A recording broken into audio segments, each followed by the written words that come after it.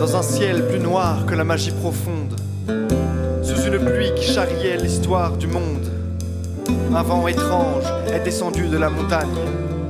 Comme un outrage, comme un dragon trop plein de hargne.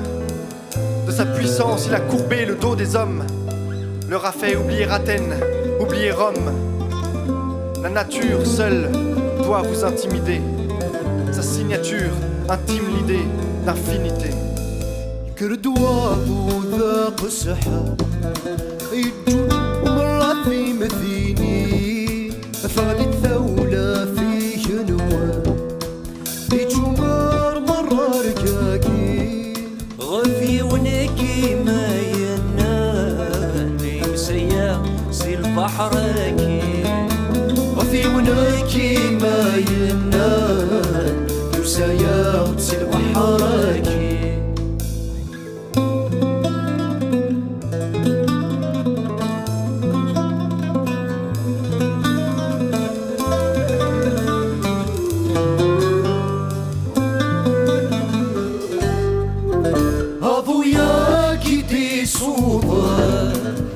هاثي كوي مغبا اذن هاثي بوذي النوصة اذن هاثي بوذيك يا عرا اذن هاثي بوذي فوذا اذن السنين اللي يغفى اذن هاثي بوذي صرمة عطاسي صبر نرفى اذن هاثي بوذي غرقان الأحقار بالدرينا ذن هذيب وذي غرقان ذي الأحقار بالدرينا.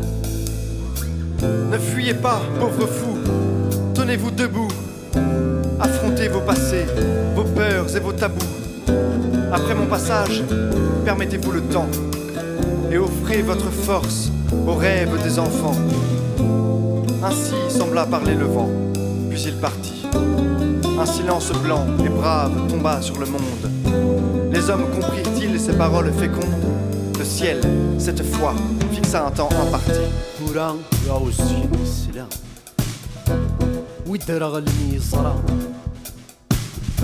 ويقوك مني نا أبويا فغت سقذورة فريدي سلوضة لوضة ذي السغر السيمورة يضير زير كل في سوقنا ديك سكرة للنضاجة ويدغيس من استفرا يضري سواب ذا خرصة الولوث مول مرة يغلي سواب ذا خرصة الولوث مول مرة يغلي سواب ذا خرصة الولوث مول مرة الكردواب وذاق السحاب يجوج مرة في مديني ثغلي الثولة فيه نواب يجو